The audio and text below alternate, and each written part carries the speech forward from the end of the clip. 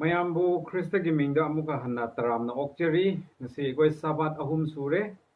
Nasi Gilation, Nasi Maming the roots of restlessness. Tawai Hakchang, Pothabangam deba, Haibasigi, Horak Pum, Haibagimaram da Equine Negani, Nasigi Para Asigi, memory text Asina, James chapter 3, verse 16. Jacob ki panduk ahum pot taratruk ta smain iduna laye ay amutang pathok charake. James 3:16 Maramdi kalakpa amasung oizaba thiba leifamda charang naba amasung phattaba pumnamak laye haina Jacob ke Bible da nasi iduna laye handak ki hapta gi lesson asi pothaba ngamdaba pothaba leitaba haibase kadai digi amasung karam haina haurakkhibano haibagi maramda aikhoi tamgani nainagani hoi pumnamak se pap ki mahaine pumnamak se pap ki atomanne haibade aikhoina khangkhre adubu pap tuna karigi damak aikhoibu potha hanba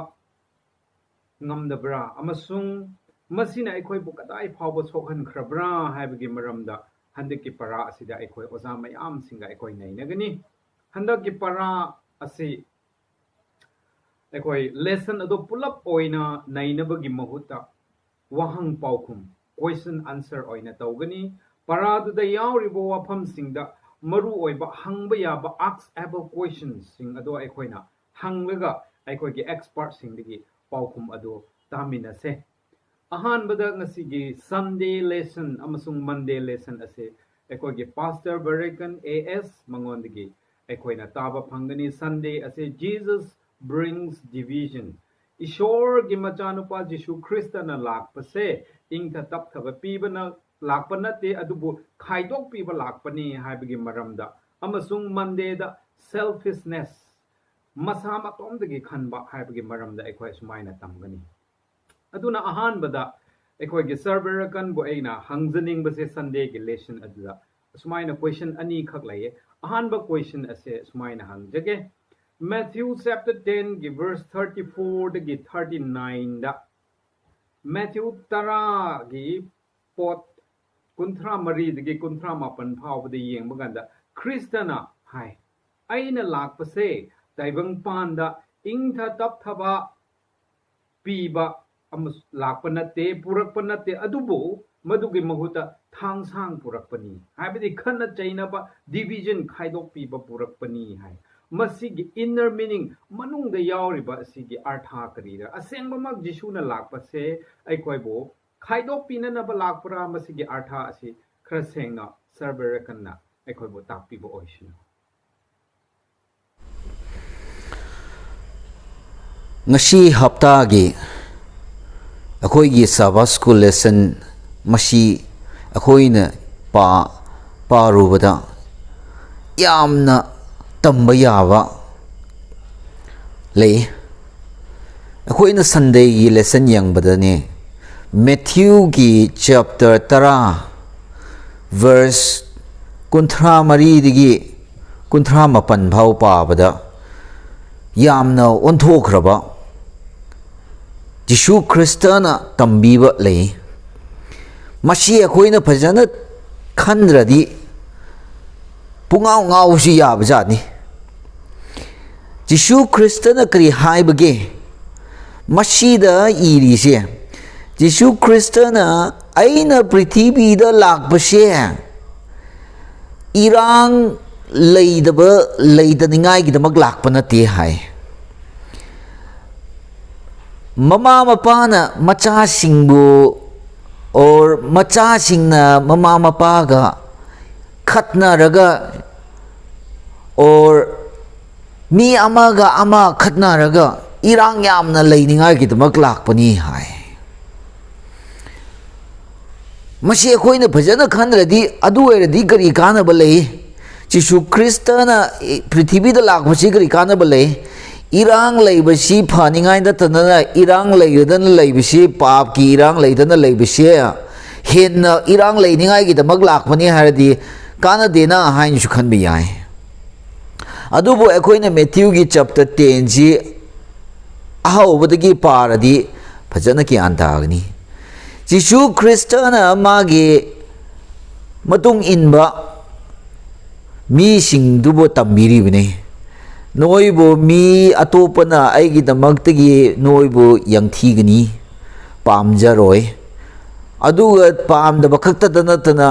fattaba wahaisu haigani phubusu phugani wahabasu wahangani haina tambiribni masi chapter 10 gi verse 34 da yawba matamda Jisu Kristana hairise ꯑꯩꯈꯣꯏꯒꯤ ꯏꯁꯣꯔꯁꯤꯗꯤ ꯃꯉꯥꯟꯅꯤ ꯈ꯭ꯋꯥꯏꯗꯒꯤ ꯐꯔꯕ ꯏꯁꯣꯔꯅꯤ ꯅꯨꯡꯁꯤ ꯍꯩꯔꯕ ꯏꯁꯣꯔꯅꯤ ꯃꯥꯒ ꯑꯉꯥꯟꯕꯁꯤꯒ ꯑꯃꯝꯕꯁꯤ ꯄꯨꯟꯕ ꯌꯥꯗꯦ ꯑꯐꯕꯒ ꯐꯠꯇꯕꯁꯤ ꯄꯨꯟꯕ ꯌꯥꯗꯦ ꯅꯨꯡꯁꯤꯕꯒ ꯌꯥꯡꯊꯤꯕꯁꯤ ꯄꯨꯟꯕ ꯌꯥꯗꯦ ꯄ꯭ꯔꯤꯊꯤꯕꯤꯁꯤꯗ ꯏꯁꯣꯔꯅ ꯂꯥꯛꯂꯤꯕꯁꯤ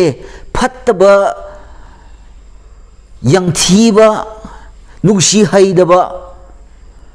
ꯁꯩꯇꯥꯟꯗꯨ ꯂꯩꯕꯒꯤ ꯁꯩꯇꯥꯟꯅ ꯋꯥꯍꯜꯂꯤꯕꯗꯨ ꯑꯗꯨꯒꯤꯗꯃꯛ ꯂꯥꯛꯄꯅꯦꯕ ꯑꯗꯨꯒꯤ ꯖꯤꯁꯨ ꯈ꯭ꯔꯤꯁꯇꯅ ꯂꯥꯛꯄꯁꯤ ꯑꯗꯨꯒꯤꯗꯃꯛ ꯂꯥꯛꯄ ꯑꯣꯏꯕꯅꯤꯅ ꯐꯠꯇꯕꯗꯨ ꯁꯩꯇꯥꯟꯁꯨ ꯂꯩꯕꯅꯤ나 마나 락보다 로이나막도 파라니 세이탄수 시라가 망그러니 하이버기 칸마도 레이더닝아이기다막 담비무니 하이버디 아코이나 아두마이나 칸라디 세이탄시 레이드레 팟다버시 레이드레 하이나 칸라디 팟다버도 따닝아이기 두닝아이기다막 얌나 라이그라다와 아두기 크리스타나 하이리세 팟다버 세이탄두디 레이 ꯆꯦꯛꯁꯤꯟꯕ ꯇꯥꯕꯅꯤ ꯅꯪꯅ ꯑꯩꯒꯤ ꯇꯨꯡ ꯏꯟꯕ ꯃꯇꯝꯗ ꯅꯪꯅ ꯑꯩꯕꯨ ꯅꯨꯡꯁꯤꯌꯦ ꯍꯥꯏꯕ ꯃꯇꯝꯗ ꯁꯩꯇꯥꯟꯒꯤ ꯇꯨꯡ ꯏꯟꯕꯁꯤꯡꯅ ꯅꯪꯕꯨ ꯌꯥꯡꯊꯤꯒꯅꯤ ꯍꯥꯏꯔꯤꯕꯅꯦꯕ ꯃꯤ ꯑꯇꯣꯞꯄ ꯑꯣꯏꯗ꯭ꯔꯁꯨ ꯅꯪꯒꯤ ꯅꯄꯥ ꯅꯃꯥ ꯅꯅꯥꯎ ꯅꯨꯄꯥ ꯅꯌꯥꯝꯕ ꯅꯆꯦ ꯅꯆꯟꯁꯤꯡꯅ ꯌꯥꯡꯊꯤꯒꯅꯤ ꯑꯗꯨ ꯌꯥꯎꯅ ꯌꯥꯡꯊꯤꯕ ꯌꯥꯏ ꯑꯩꯈꯣꯏꯒꯤ ꯄꯨꯟꯁꯤꯗ ꯑꯩꯈꯣꯏꯒꯤ ꯏꯃꯨꯡ ꯃꯤ ꯅꯠꯇꯅ ꯍꯦꯟꯅ ꯅꯨꯡꯁꯤꯕ ꯃꯤ ꯂꯩꯇꯦ ꯑꯗꯨ ꯈ꯭ꯔꯤꯁꯇꯅ ꯍꯥꯏꯔꯤꯁꯦ ꯅꯪꯅ ꯑꯩꯒꯤ ꯇꯨꯡ ꯏꯟꯒꯦ ꯐꯕ ꯑꯆꯨꯝꯕ ꯂꯝꯕꯤꯗ ꯆꯠꯀꯦ ꯍꯥꯏꯕ ꯃꯇꯝꯗ ꯁꯩꯇꯥꯟꯅ ꯃꯥꯒꯤ ꯇꯨꯡ ꯏꯟꯕꯁꯤꯡꯗꯨ ꯁꯤꯖꯤꯟꯅꯔꯒ ꯅꯪꯕꯨ ꯑꯋꯥꯕ ꯌꯥꯡꯊꯤꯕ ꯇꯨꯀꯠꯆꯕ ꯍꯥꯏꯕꯗꯨ ꯃꯣꯏꯒꯤ ꯄꯨꯛꯅꯤꯡꯗ ꯍꯥꯞꯄꯤꯒꯅꯤ ꯍꯥꯏꯔꯤꯅꯤ 하이버디 아이나 ngasa 하기부도 kumna amambaga anganbasidi punba yade ko adugi kristana ani shuba laktri baudi asiguma yangthiba awabasidi adum leiba tabani adugi akhoina asi bhab tagadawdi akhoi si pap chelaba prithibi satan leiba mafamda leibnina krista da tung inba matamda ꯑꯩꯈꯣꯏ ꯁꯤ ꯑꯋꯥꯕ ꯂꯩꯔꯔꯣꯏ ꯍꯥꯏꯕꯗꯨ ꯈꯟꯕ ꯌꯥꯗꯦ ꯀꯣ Thank you Pastor Pastor yamna nuaire huzik aikoina Matthew chapter 10 gi maramda Jisu Kristna lakpase ingta tapthaba purakpa natte amajui adubu madugi mahuta thangsang purakpani haibge maramda pastor na sengna takpikre yamna thagachare aduna ani suba question pastor da hangjaning base Jisu na hai Ima ipabu amusung isa singbu nungsibadagi hena ishorbu nungsigadabani haina hai Ima ipabu amusung icha singbu nungsibadagi hena ishorbu nungsigadabani haibasigi artha karino masi karmai tawraga aikhoida leiba ngamgadra haibado pastor na masi matanga khara sugaina aikhoi ngonda takpishin ani shubana Kristen amuka haine nangna nama napa nangi nachan nanau napa nayamba nachebu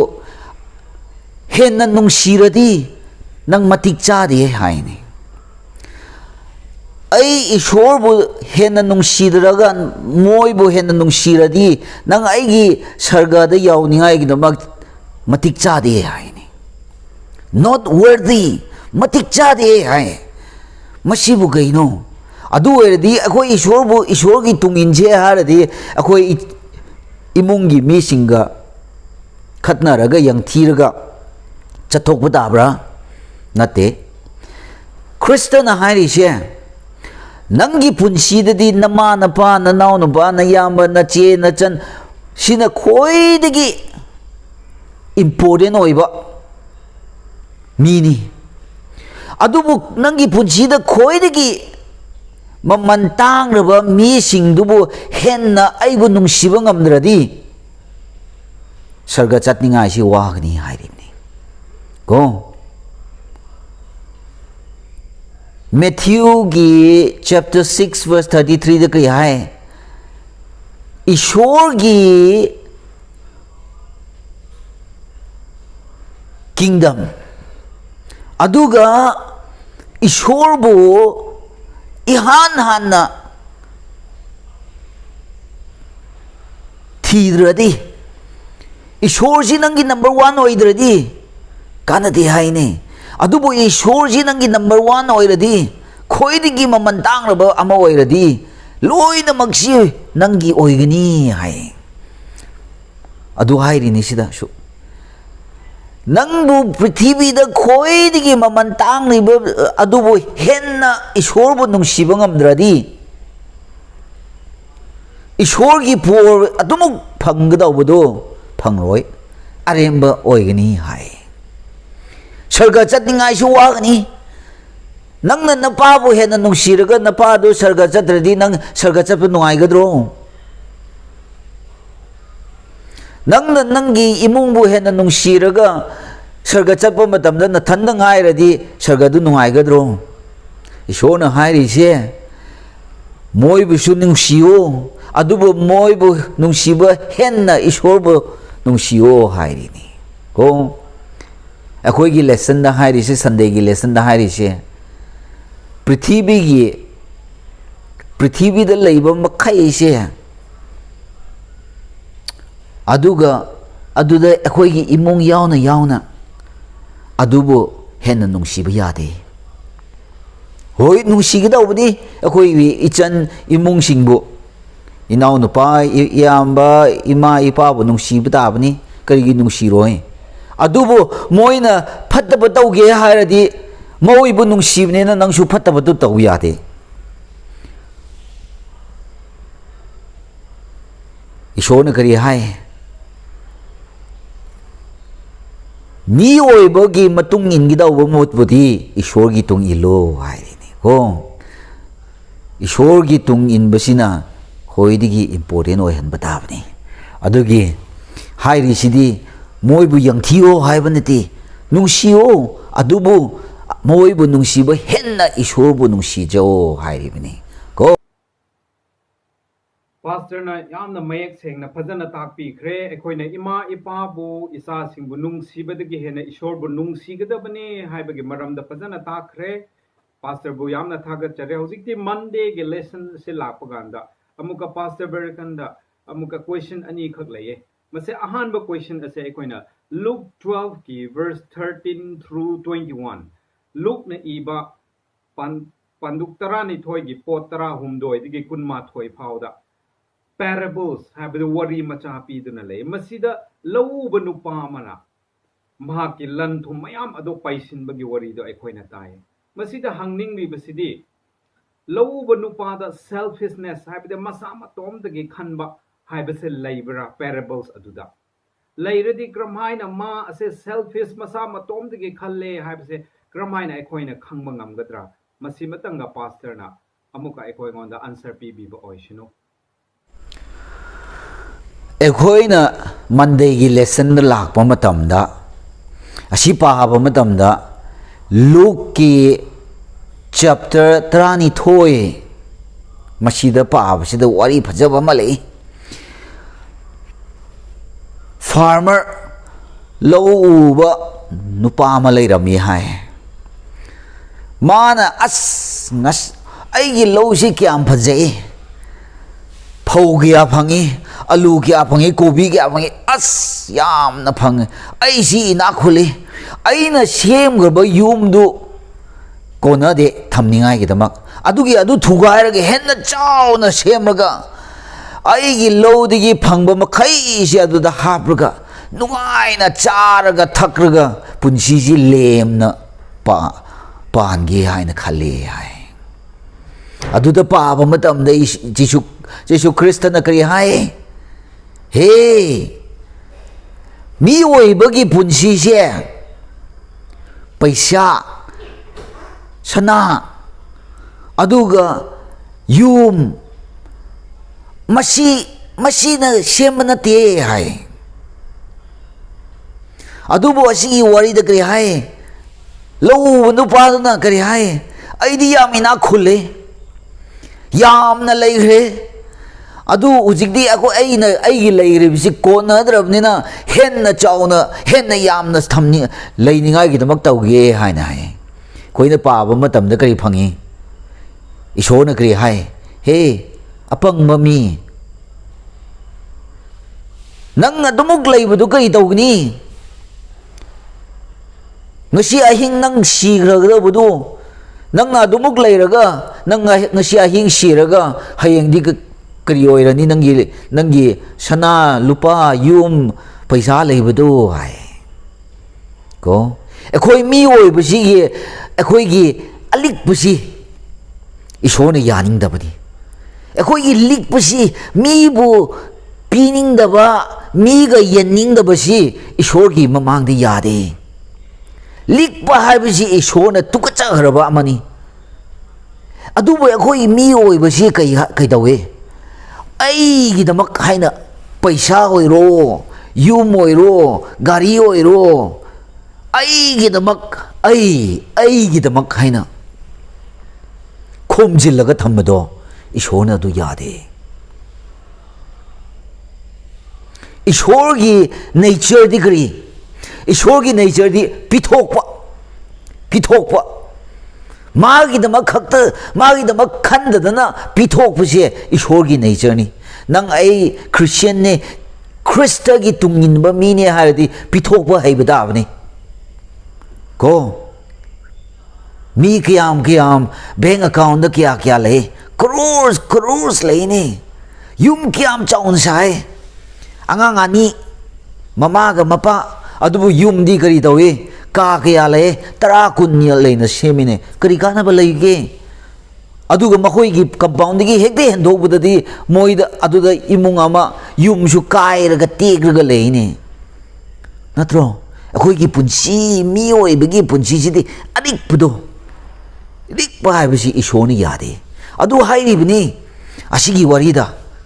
nang lik khradi mi bu yen bi ba pithok bu do haidradi ishona nang bu por bi bu do nang mi ga yenaraga picharaga nuai na leiba haidradi na thanda gi khanda na leiradi nang satan ga chapma nei hairi ni apang ba mi ni kari gi no hairaga nang di o paisa na nuai gani yum chau na leiradi nuai ni gari chau pai radi nuai gani natra phiru purit puran amman tang ba seladi nuai gani aduna nungai ba phangmaro nangi bank account da crore thamraga hayeng huren ahing tumraga hayeng ayu haugatradi nangi crore suna kari tawbunga mi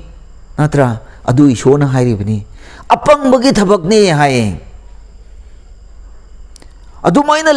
khom jillaga yamna lerega wakhandi yamna waba ashuran mami lagadi banduk pairaga lagadi kari dawni haina wakhanda wana leibudu apang bagi thabak natro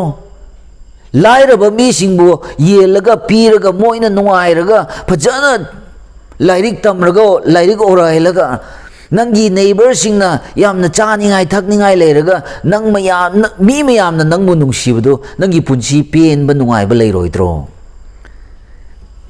asumai inak khulaba mi ishona he apang ma mi nang ngasi ahing sigrani ni he nang na khomjilaga thamdaw du kari kana ba le hai bu ishona nang bo adu hai haningbro natraga nang ai khoi gi lesson nya hai bisi adik pa hai ba mi du di ishor gi mamang du di apang mani hai ri ni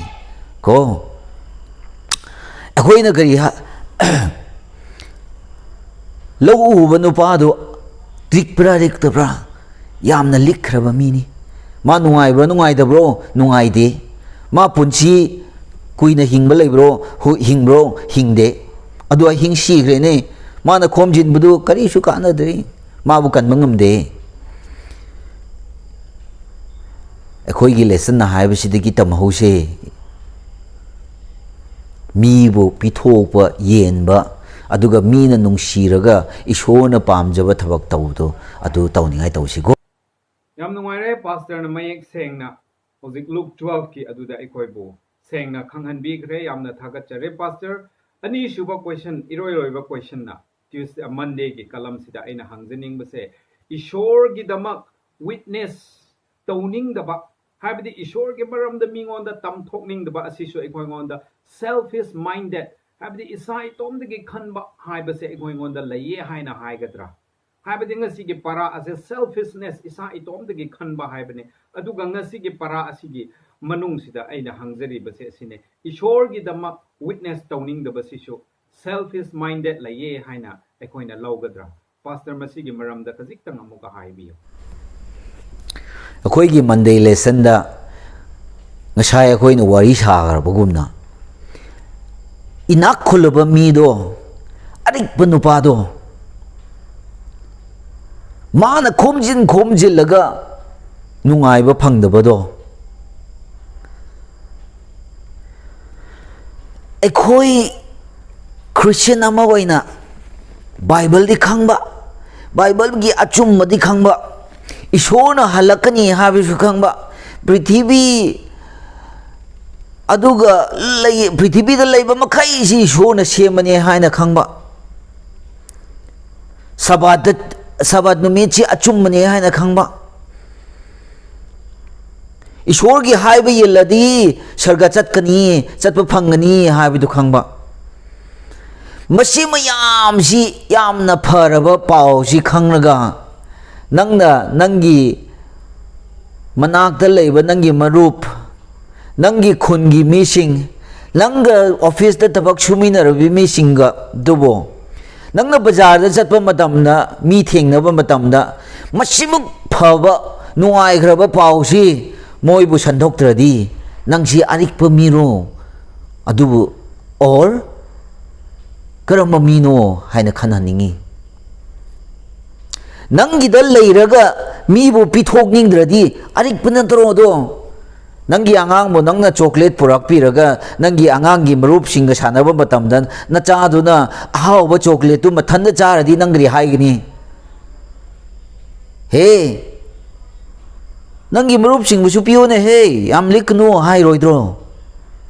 ishorgi yamna nungairaba pausi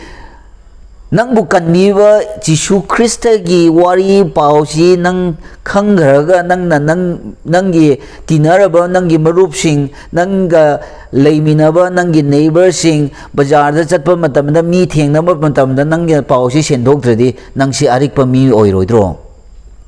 nangi dadi leiba adubu mahoi budi sandokningdaba adu di arikpa tarina natro angang duna chocolate tu magi khuta di paiba haudo aduga magi marup singda pining da buga chap manai haba natra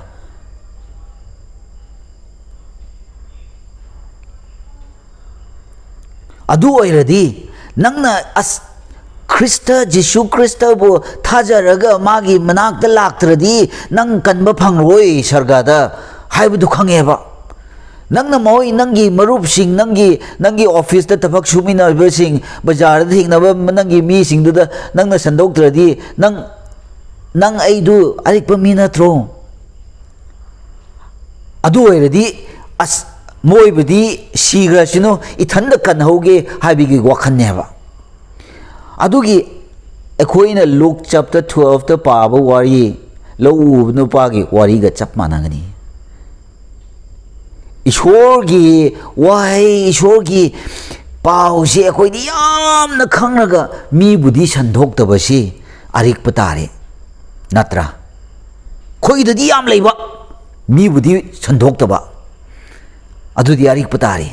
aina ngai hairam bagumna arik pa haibasidi ishone yaning daba lamjat amani ko 1 Timothy chapter 3 gi verse 16 da kri hai paisa bunung si basi pap ki marani hai ne khoi da bu phajana khaladi पैसादुना पाप नते पैसाबु नुंसीबदु करी लिखपा अदुगी ईश्वर की पाव से ईश्वर की वारी खंग्रदी ईश्वर बु खंग्रदी लिख लोइसे मी मयाम संदोक्से को ईश्वर न पोर पीबो ओइजसिनु याम नुवाइरे पास्टर बु ईश्वर न बोर पीबो ओइसनु मरु ओइबा अखोई संडे अमसुंग मंडे की कलम अदुदा हंगबा याबा वहंग अमसुंग खुंबा याबा पाउखुम अखोइना ताखरे पास्टर गोंदगी पास्टर बु यामना थागतरे अदुना हौजिकती अखोई ट्यूसडे अमसुंग वेडनेसडे की कलम अदुदा अखोई अमुका चंगसे ट्यूसडे अमसुंग वेडनेसडे असे अखोई की इवेंजलिस्ट गिडियन गोनमई महाकना लौबीगनी अदुना ट्यूसडे की पारा की ममिंग असिना एम्बिशियस चाउजनिंगबा यामना वांगना खंजबा हाइबगे मरमदा अखोई सुमाइना तंबा फंगनी मसीसिदा अखोइना इवेंजलिस्ट गिडियन गोंदा क्वेश्चन अनी खक लइए ट्यूसडे की कलम असिदा मसीदा अहानबा क्वेश्चन असे चाउजनिंग बा हाइबदि एम्बिशियस ओइबा हाइबसे असेंगबमक मसीसे पापला मसीसे पापने हाइरदि सिंगलुपता हौजिक हौजिक के क्रिश्चियन की सिंगलुप सिदा लीडरशिप रोल लौनिंगबा मियोय सिंगसिसु हाइरिबा पाप असे लैरे हाइना लौगद्रा मसीगे मरमदा खजिक्तंग एकोइगे इवेंजलिस्ट न खुंबिसिनु ओजा पोकिंग की क्वेश्चन असे यामना फबा क्वेश्चन ने चाउना निंगजबा हाइबगी वाहाय असिददि पाप तिनत्ते अदुबु मसीगी चाउना निंगजबा नतगा नंगना ओइहन्निंगबा मसीसे अरानबरोम लये अचुमबरोम लये मसी अनि सिदगी पापने नत्ते हाइबदो अखोइना खंगदौबने अदुबु मसीगी वाहाय चाउना निंगजबा नंगी अपाम्बा अमा लैबदो थुंगहन्निंगबा मसीदी पाप तिनत्ते अचुम्बदु करीनो अरानबदु करीनो चाउना निंगजबसे हाइबसे अखोइना येंगसे अहानबदा चाउना निंगजबा अचुम्बरोमदा निंगजबदु करीरा हाइबदु येंगसे अखोइना करी करी हिरमदु ओइरगासु doctor ओइरगासु political leader oiragasu religious leader oiragasu kari kari hiram asida अखोइना चाउना निंगजबा मीगी दमक्ता याई फन्यबा मीगी दमक्ता बोर ओइननबा सोसाइटी गी दमक्ता अफबरोमदा अखोइना तौनिंगा हाइबगी वखलदा चाउना निंगजरुरगदी मदो अचुम्बगी चाउना निंगजबा हाइबगी रोमदा सुमाइना चली मदु सिंगदुदी पापता नत्ते करी करी मरमदु ओइरगसु अदुबु लानबा अरानबा चाउना निंगजबा अदुदी करी हाइरगा नंगना निंगजबा अमा डॉक्टर हाइरसे डॉक्टर से यामना फबा प्रोफेशन नि यामना चिंगलेंबा प्रोफेशन अमाने असिसु नोबल जॉब हाइना सो हाइख्रे मसे मिओइबा पुंसी कनबनी अदु पृथ्वी एसदा आइना टॉप डॉक्टर सर्जन ओइगे हाइरगा नंगना खलुरगा मदुगी ओइननबगी दमकता हाइना नंगना कयामुक करप्शन ओइना सु चटलमरबा याय चिंथी हुरानबसु ओइरमरबा यारे मदु यौरकनबा हाइना चिंथीबा कयामरुम करप्शन कयामरुम नहकना चंगजुरुरबा यारे डॉक्टर की प्रोफेशन ओइरगासु मदुगुम्बगी चाउना निंगजबदुदी अरानबरोमदनी हाइबसे सुमाइना हाइनिंगी मीगी दमक्ता खुदी थीननबा मीगी दमक्ता याई फनिंगाई ओइदबा बोर ओइदबा मदुगुम्बा चाउना निंगजबदुदी अरानबरोमदनी जिसु ख्रिस्ता की डिसाइपल सिंग अदुसु मखोइना जिसु ख्रिस्ता की दमक्ता थबक सुजगे मागी मिनिस्टर ओइजगे हाइबी वखलदा जिसु ख्रिस्ता की मखादबदी ले अदुबु मखोइगी मसेन की मरक्तुदी अइना जिसु ख्रिस्ता की मनाक्ता ख्वाइगी नक्चगे हाइबी वखंदा अतोपना आइगी मथक्ता काबा यारोय आइगी मरुप सिंगना हाइबी वखंदा चचखरबा मी सिंगी दमक्ता सेवा तौनिंगा हाइबी वखंदु नत्रबा मदुगी मरमना जिसु ख्रिस्ता की मनाक्ता लेना मखोय मदुगी अरानबा एम्बिशन अदु लैखिबने मसीगी मरमना एम्बिशन नत्रगे एम्बिशियस असिगी वाहाय असददी पाप नते अदुबु करमायना करम्बा मोंगदा अखोइना चचबरा मदुगी मखा पोले हाइबसे सुमाइना हाइनिंगी अरानबा एम्बिशन लये अचुम्बा एम्बिशन लये हाइबसे अखोइना खंगसी हाइबसे सुमाइना हाइनिंगी thank you evangelist Gideon Gonmei महाकना अखोइगे एम्बिशियस हाइबा गिमरमदा अखोइबो सुगाइना फजना ताकपीखरे अनि सुबह क्वेश्चन इवेंजलिस्ट गिडियन गोंदा हंगनिंग बसिना हौजिके अखोइगे ट्यूसडे कलम अदुदा जिसु की सेबॉक्सिंग द 12 disciples of Christ जिसु ग लोइना चटलबसु मखोइना मतम पुमनमक्ता जिसु ग लैमिनरबसु मखोइ पाप अदुमक ताखी मसिना हौजिक की क्रिश्चियन सिंगदा करी परा पीबे याबगे masigi maramda evangelist na khajiktang amuka khumbiba oishin Jisu Krista gi sibok singna Jisu Krista ga chatmin naraga chamin naraga leimin naraga tummin naraga leiraga su makhoi asum pap ta duna leye masigi sida ai khoi su chauna para tamjaningai leye yamna phaba wahang ni masise nang ai khoi su nungti gi Bible paraga su partna tawraga su ayuk numidang worship tawzaraga su church fazana chatlaga su tithe offering fazana piramaba su kari kari fazana tawramaba su ai khogi thamoi nung asida Jisu Krista bu 100% pithoktraga di ai khoi su adum tabu yae ai khoina masi ge sida nupi amana chahi tarani thoi I chelabi nupi amasina Jisu Krista bu sokhibak wari adudo ai khoi khajitang sangdam menasi disciple sing aduga mi sing Jairus ki masa nupi bu phana na bahina Jisu Krista gi miracle yengninga hena makhoi na satuna leirabani makhoi Jisu Krista bu soktuna leirabani ngang du da leirabani manak ta satuna leirabani adubu madugi thazabagi khutsok masigi nupi chahi trani thoi I chelabi nupi asna sokpa matam da khatta Jisu Krista gi pangal aphabagi pangal thokhibudo madugumna nang aikhoi gi punsi asida su madugi thazaba Jisu Krista da pumkat ka thorga mangon da thazarga aibu phajana ngak thopigani mangon da pangal le mangon da changra agadi ai pap ta taroi haibagi sida aikhona pumna pithokpa matamda aduga nungti gi aikhona mangon da samthoknaba matam sida aikhoi gi punsi asida nongmadi asengba punsi habdo aikhona yawrakpa phangani Jisu Krista gi thawjalna adumakpu Jisu Krista na mahausa gi khusok natraga mahausa gi chatmin sumin naba madu Jisu Krista na khangi adumakpu thamoi sengna no lukna Jisu Krista da pukning changna pithokpagi chatmin naba sumin naba do Jisu Krista na khangi ishor na khangi madugi relation aduni Jisu Krista na pamri base sibok singna nungti chatuna leibdo mahausa gi asmaina oiduna laikre yamna special oina ta sengnamak Jisu Krista ga nakna ge hana lapagi wakhal adu leiraga Bible paba worship tauba karikri mana haibagi tung haibagi matung inna aikhoi inna chatlaga di aikhoi papta taroi da bagi phibam aduda Jisu Krista na aikhoi busu pangal pigani mana su mateng pibigani mateng pibdo aikhoi na yabiba matamda ishona mateng pibuni tawbabudi aikhoina Jisu Krista na mateng pige haiba matamda aikhoina yadaba aikhoina yabi dabagi maramna saitan na mahaki khudumda adumaina chanhankhiba masigini haina asmaina hainingi masigida aikhoina chauna para tamjaningai haib leye haibse asmaina hainingi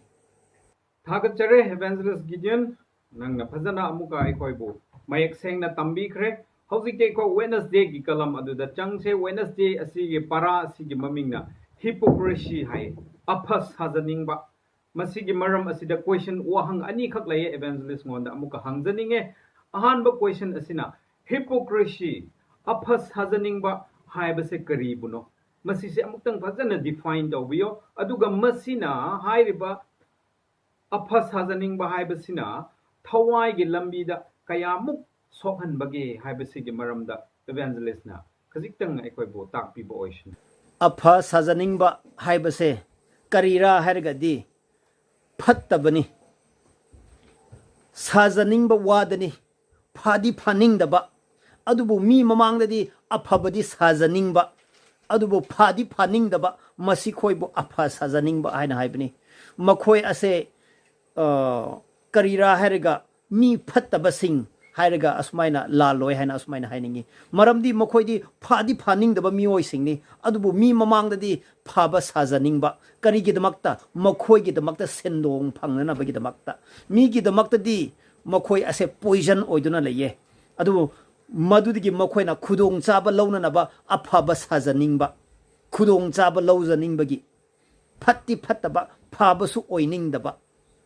asmaina hainingi aduna aikhoigi Christian punsi asida natraga thawai gi lambi asida masigi wakhalon masigi lamcha sajat leirgadi yamna chaitheng achauba oigani haibse subaina hainingi masigumba gi wakhal na maram oiduna miyoiba phaningba singsu phahandaba makhoisu phahandaba Jisu Kristana haiba wahai ado sargar changgadauba singbusu changhandaba makhoibusu makhoisu changdaba changgadauba singbusu changhandaba haina Jisu Kristana haikibado masi khoi ase apha sajaningba haina haibni nang aikhoisu madugi wakhalon du leiragadi sargal leibak haibse aikhoigi punsi asida thengnaba singamlaroi sargal leibak yoba ngamoi ishorna yamna sathiba tamthiba pap oina asmaina hairami makhoi sing ase kari rarga thawaina kaya morum makhoi ngonda haizaraga su madugi wakhalon aduna makhoina pukning hongdabigi maramna thawai asengba pap tawba haina so sumaina hairakpani adumaina tawduna hypocrisy apha sajaningba haibse Jisu Kristana yamna tukujaba lamchat sajatni maduna masi se aikhoigi wakhalonda leregadi thawai gi punsi asida chaitheng achaubu oigani apha sajaningba oiba sruktadi phattaba ifong phongna masidi amubani haina hekta haidok putuna aikhoina aikhoigi damakta hena su phagani haina hainingi phattabigi romda hena maduna hena phagani haibisu sumaina haining mani tawbubudi masidi phatte masidi phai haina direct black and white plus minus haibdu khangdok putuna madugi wahai adune Jisu Kristana so revelation na haikibdo nokhoina sargadi sao ingragadi ingu lumpu tawbudu tawguno haina madu tawrgadi ichindigi kam thokpigani haina haikibdo Jisu Kristana masigi maramna apha sajaningba haibase phatte madu khoidudi phattaba singaduni aphaba sajaningba nataduna phaningba gi wakhal aduda leise habse sumaina haningi. Thank you so much, Evangelist Gideon. Nang na pajana ekoi hojiki apha sajaningba hypocrisy haibge maramda pajana takpi kre ani suba wahang asina Pharisees amasung Sadducees haibse ekoi yamna takre adubu hangjaning ni bu wahang asidi Pharisees amasung Sadducees haibse kana no amasung makhoi gi khwaidagi chawba the greatest sin pap ase karino masi haibio aduga hojiki Christian singdasu karamba mi singbu aikoina Pharisees ne amasung Sadducees ne haina changdamnaba yabagi masigi maramda Evangelist Gideon na khrasu kaina sumaina haibisin Pharisees amasung Sadducees mabani gi maram asida masigi kanglup ani gi maram asida nganggadobse yamna di leye adubapu tentakna aina asmaina haijage school of thoughts ani ni makhoi se Jews ngaktani makhoi se Jehovah bu thajaba ishor bu thajaba ngaktani adumakpu makhoi gi ningjaba se asmaina khara khara tonga nei ahan bada Pharisee sing makhoi se mosaic law mase yamna strict na follow tawba mase yamna chet na ingdobni haina yamna orthodox oibagi group amani masisi aduga makhoi ase makhoi gi hena sengba leite haina makhoi na chachapani hoi makhoi ase phachana iribududa injage haina iribududa phachana chachapani machet macha ama phawa soiroge haina chachapa group amani yamna orthodox oiba adubakpu Sadducee sing asidi kari tawbra harga makhoi se yamna ina khunba group amani makhoi ase makhoina wayen asibu thajade makhoina sargadut asibu thajade makhoi asina resurrection amuka hingatpa asibu thajade makhoi ase yamna liberal oiba kanglup amu oina asmaina khangnarami Sadducees asina liberal oiba Pharisees asina orthodox oiba haina asmaina khangnarami masi kanglup ani asigi achauba pap aside karira harga Jisu Kristadi yamna lairaba imungda lakpani na kari tawkhre Sadducees sing ina khunbagi kanglup sing asina di kari tawkhre makhoi se offended they were offended makhoi asidi asmaina haiba matamda makhoi asidi sokhrene makhoi gi wakhalon ga sanaraktrene makhoi bu yamna tathina tawbodona khankrene aduna Jisu Krista ase kanbima puni Messiah ni haibse lobangam nam khide masina khwaidigi achauba pap makhoi gi damak to oiram khi aduga Pharisee makhoi asina sauthokpa yamna sauthokpa gi wakhal madu leiba mi singna aikhoi gi mathakta leitre aikhoi di asengbani self righteous मखोइगी थबक की अतौमन असना मखोइदी करी तौब्रा हरगा अरान खुबम फंगदोबगुमना मखोइना चचखरे असिगी मरमना पोंगबा अदुगा जिसु ख्रिस्ता से कनबीबा पुनी हायना लौसिनबा ngamdaba मसी से मखोइगी दमकता यामना अचौबा ओइरम पाप असे ओइरम की अदुगा ngasi फारेसी सिंग कनानो सदुक्सी सिंग कनानो अखोइनी येंबा मतमदा थवाइगी लंबी असिदा क्रिश्चियन गी पुंसी असिदा येंबा मतमदा अखोइ क्रिश्चियन गी मरक असिदा येंबा मतमदा फारेसी सिंग असिना पोंगजबा मी सिंग चंगदमनबा याबा फारेसी सिंग चंगदमनबा याबा से एडवेंटिस्ट हायरगसु अखोइगी मरकता यामना पोंगजबा आइदी असेंगबनी आइदी मखोइगुम नत्ते आइदी मीगी मरक असिदा करी हाइसरा माइ चाउथोकनिंगा हाइना यामना पिथोकपदी हाइबनी हाइरगसु मखोइगी थमोइनुंगदा आइना असुम तौबनी हाइना मिंगसत अदु लौनिंगबा पोंगजबा मसी वखल सिंग असे फारेसी सिंग हाइना असुमाइना चंगदमनबा यारे अदुगा अमना यामना ऑर्थोडॉक्स ओइबा स्ट्रिक्ट ओइना चटपा थौजालगी मफम पीबीदबा मसी सिंगसो अदुमाइना हाइनाबा यारे अदुगा सदुक्सी सिंग असे कनाबु हाइना चंगदमनबा याब्रा हरगा ईश्वरगी वाहै असिदा मखोइना यामना लिबरल ओइना लौबा यामना लाइना लौरुबा अदुगा मसिनी डॉक्ट्रिन असिनी हाइना हाइजरगसु मखोइना यौरुदबा मफम अदुदे क्रिएट तौर आ थौजालगी मतमनी हाइना चचबगुम्बा मसिगुम्बसे यामना लिबरल ओइना चचबा अमना यामना ऑर्थोडॉक्स ओइना चचबा मसि खोय असे मसिगी क्रिश्चियन सिंग असे मसिगी अनि मरक असिदा असमाइना चंगदमनबा याए हाइबसे असमाइना हाइनिंगी हम नुवारे Evangelist Gideon shorna borpi bo oisnu nahangna phajana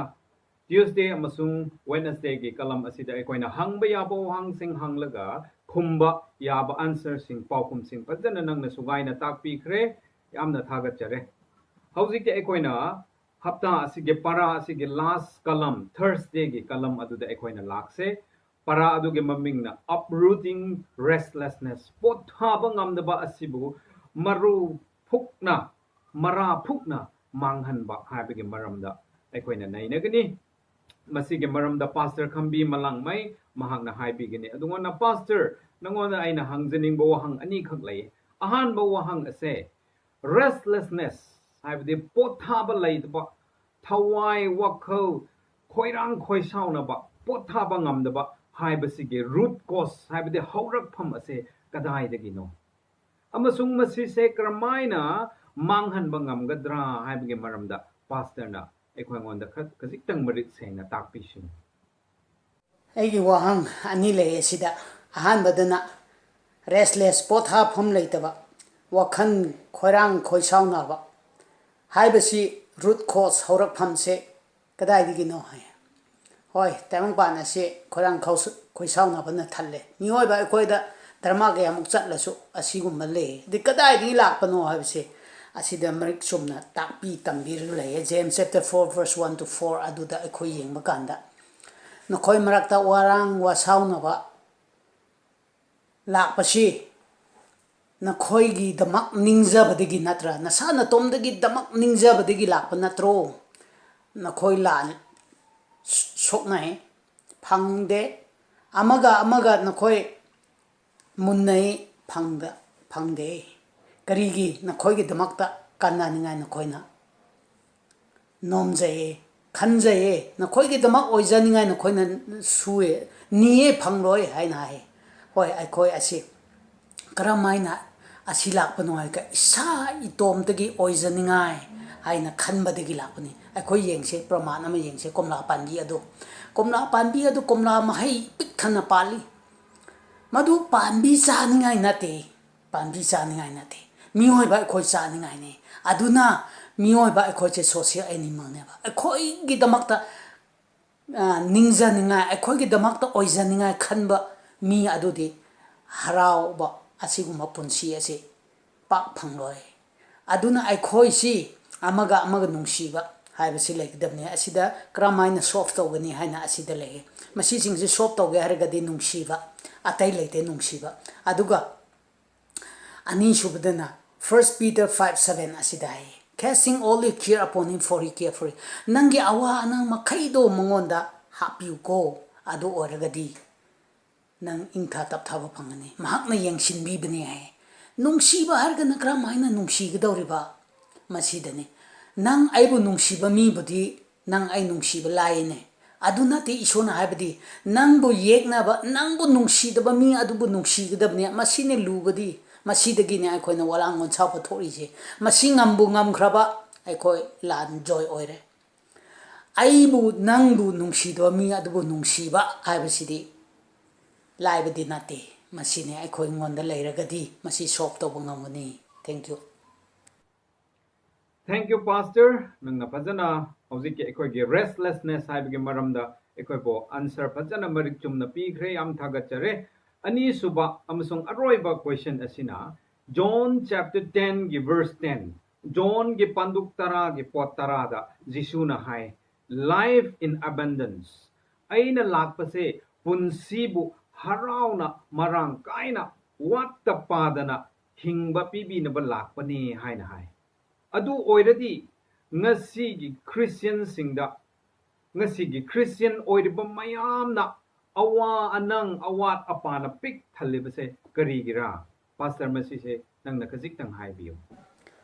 hoi machi laktringai da ai akhoi ama ihan han da ama yeng chi ko Matthew 6:33 da seek ye first the kingdom of God and his righteousness and all these things shall be added unto you ai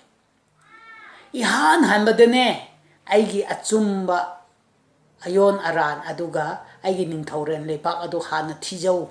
adu orgadi nangna pamjaba makai aina pibigene masing pide masing naide sida nangna pamma makai pigene adu orgadi akhoi para akhoi thau su wat pra sine hoi watle haise adu bukari gi asma so na aphaba mi singsu awa balai ana awa na pik thalag leye masidi kari gino Luke 9:23 da su yeng chiko masida Luke 9:23 da sida asmai haye aigi tung inge haba mi singdo ne masa gi cross ado numit khuding pu gadabni aduga aigi tung in gadabni adu already nakhoi aigi follower aigi tung in ba mi ni haina kang to bi gni harene ishor bula ishor ngonde la pula ke haredi amadi lebe jatla awana chugyao no cross no crown hai cross later gradi crown lede haire asidadi adubo man haibasidi awad apa later na naba ai lakpani hai asidana di ai khoi awaba na pikhalle asi karigino hoi amarom haisi amuka gospel John 14:27 asida awana gi matang da hargadi peace, my peace I give unto you. Not let the world give it unto thee. Aina no koi de ingta tap tap pire. Taibang pa na piba ingta tap tap do natiko. Kigano aduga trouble so lak loy hai. Trouble lak loy har ga trouble lere. Neither be afraid nor trouble hai. Asi de karigino. Ishongon bu chang jaba makai adudi ingta tap tap legani hai. Adu awat apat leroy. Awat pa leroy hai. John chapter 15 verse 5 adu su hai. For without me you can do nothing. First verse adu da I call yeng che. My father is a husbandman. I'm the true vine. And I ja achumba drakha pambi adu ni hingon koi badu di ipani. Ai ngon de leba mi sing adu di ne mahai pa ngani ai. Ai ngon de leba mi sing adu di mahai pa ngani pan da mi sing adu di pan da ba masa adu di kak that kani. Kakhat lagani ado pan ba sing adu de amuka har phajana hap laga yamna pan na pigani ishor ngonda ai khoina leikhra ba kari su leitra ba haraw nungai ba phangani haine ko ai khoi de hojik tabang pangi awa nungai badu tabang ga ge haraw ta yamba adu singdu yeng laga ai khoi gi damakti ishor leita bugum na khalle nate ishor leye aduna masi singse sop toge haradi Kramaina sop to gadra herga akon mada ama yengse John chapter 16 verse 33 da in this world you'll have tribulation in this world you have troubles but don't afraid taibang pana sida no khoina awa anang yam thengna gani adu ki ganu ko karigi ai lan o ngam laga chakrabni ai khangre no khoi chu ai ngambagum na ngam gani ai gi tung in bami sing adudi aduga no khoi mana phajaba sargada phangani leigini taimang pana sidi awana gi mafam ni hairene amaduna awat apat naidana piningai lakpane hoi pibinaba lakpane adu karigi ma example to bi khre aikoda taibung pan asidi awanang leiroi ma haide leigani haire taibung pan asidi awana leibogi mafamni adubu kiganu haire nakhoi ingtha da tapthaba phangani aduga nakhoi ngamgani hana hairaga chakre adugi matungina khoi follow tawsi habsi ai thamjani thank you. Thank you so much, Pastor Kambi Malangmai. Nak na pajana ay koy ngonda wahang ge paukum ado PB kre yam nungay re. Masine nga sige lesson ay koy hojikti loisin kre conclusion da ay na haijaning base. Hojiki ay koy na naina kraba oza singdi khang kraba maru oy bo wahang amasung paukum sing ado. Ay koy na ta kraga madu ay koy na thabak oy na pangthok pangamba Christian amamam oy se haibse ay na koy ngonda haijaning eh. Ellen G. White iba Christ Object Lessons ki page 67-68 ta asumay na ido na laye. Masa matom tagi kanjaba habide selfish oina oiba punsi duda dharma chenba habide faithfulness habise kay dongdung da su layroy hay. Nang na Jisubu nahak pu kanbiba mapune hay na lausin krabadi nahak nasa na tom tabu kau thokpaga loina na atopa mi singbu mateng panggadabani haina Christ Object Lesson da Sister Waina ibi duna leye. Oza singdige ekoina restlessness ki root cause amasung restlessness ase kramaina manghan bangam gadra ay going on the selfish minded laibise karigira ay going on the ambitious ki wakal laibise karira hypocrisy laibise karira haibagi maramda ay koina pajana takre oza sing ngang kiba mayam ado ay koy gi punsi da low si lerga thabak oina pangthokpa ngamna na ba ay koy hona se takra ba mayam da ishorna bor ado pb ba oisunu mathang gi hapta da so ay koy lesson study ase amuk suksoi soidana pujarakani ngasi gi de matang asida loisin krase Matang haptada na koy mayambo amuka una se. God bless each one of you.